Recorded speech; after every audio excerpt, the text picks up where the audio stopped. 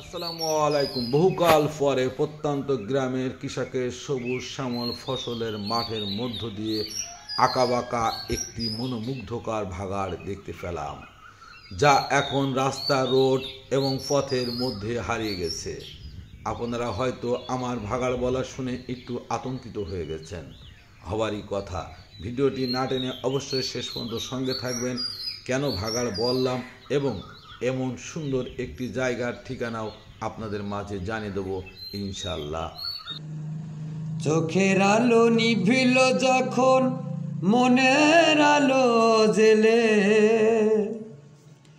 একলা এসেছি আমি, একলা যাব চলে। আমিও সুখের মতো ফুরিয়ে যাব, আসব না ফিরে আর, আসব না ফিরে কোনো দিন, আসব না ফিরে কোনো দিন। এমন সুন্দর একটি পথ বা রাস্তাকে কেন ভাগাড় বললাম সেটি আপনাদের মাঝে তুলে ধরার চেষ্টা করছি। অনেক আগেই প্রত্যেকটা গ্রামে প্রতিটা পরিবারই কম বেশি কৃষি নির্ভরশীল ছিলেন। তাই তারা মাঠে ফসল ফলাতেন এবং বাড়িতে হাঁস, মুরগি, গরু, ছাগল লালন পালন করতেন জীবন জীবিকা নির্বাহ করার জন্য। আর সেই গরু ছাগল তখন প্রচুর বৃষ্টি হতো, কাদা পানি থাকতো প্রায় 12 মাস। তাই সেই গরু ছাগল বাড়ির উল্টো পথ দিয়ে বের করতেন। সেখানে প্রচুর কাদা হয়ে যেত গরুর হাঁটার কারণে। আর ওই গরুর গোবরগুলি বাড়ির বাহিরে একটি জায়গা তুপ করে রাখতেন, যেটাকে সারে গাদা বলতো। আর সেই গোবরগুলি 2-6 মাস পরে গরুর গাড়িতে করে মাঠে ফেলে এই ফসল উৎপাদন করতেন সার হিসেবে ব্যবহার করে, যেটাকে জৈব সার বলে।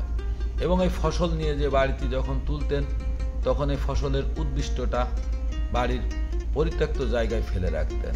এইভাবে 2-6 বছর 5 বছর রাখার পরে ওই জায়গাটা আরও নর্দম হয়ে যেত, পরিত্যক্ত হয়ে যেত, হেঁটে চলার মতো জায়গা হতো না। তাই এটাকে লাস্ট ভাগাড় বলতো। প্রত্যেকটা মানুষের বাড়ির উল্টো দিকে অর্থাৎ মাঠের দিকে এমন জায়গা থাকতো, ভাগাড় হয়ে যেত। সেই ভাগাড়ে নিজের গরু বাঁধতো, নিজের ছাগল চড়াইতো, ফসল নিয়ে এসে রাখতো, গাড়ি রাখতো, বিভিন্ন জিনিস রাখতো। কিন্তু সাধারণ মানুষগুলি পথিকরা চলতে পারতো না, কারণ খুব নোংরা থাকতো। গরু এক একটা বাড়িতে 10টা 15টা 20টা করে গরু পালন করতেন, ছাগল হাঁস মুরগি পালন করতেন, সেগুলি এই পথ দিয়ে বের করতেন। তাই এতটা কাদা থাকতো আর গরুর খুরির কারণে সেখান দিয়ে কারো চলাচল করা সম্ভব হতো না, একদম পরিত্যক্ত জায়গা হয়ে যেত। যেমন এখন শহরে একটি ভালো জায়গায় বিভিন্ন ময়লা পৌরসভার বা বাড়ির ফেলতে ফেলতে ময়লার তুববানি, ময়লার ডাস্টবিনের মতো একটি ময়লার স্থান হয়ে যায়।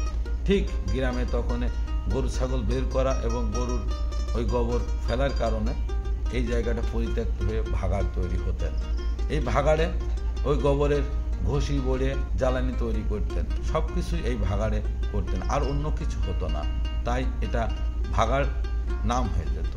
প্রত্যেকটা বাড়ি, প্রত্যেকটা জায়গা যাদের বয়োজ্যেষ্ঠ আছেন, গ্রামে বাড়ি আছেন, শুনবেন ভাগাড় নাম, অমুক জায়গা ভাগাড়। রাস্তা হয়ে গেলে বলবে অমুক মোড়, অমুক জায়গা ভাগাড় শব্দটা থাকবেই। আরও কিছু ভাগাড় ছিল, সেখানে গ্রামের মানুষ সবাই মিলে খেলা করতেন, গাদি খেলা, টিকটিক খেলা, বল খেলা, বিভিন্ন খেলা ভাগাড়, ফুটবল খেলা, সব কিছুই ভাগাড়ে হতো।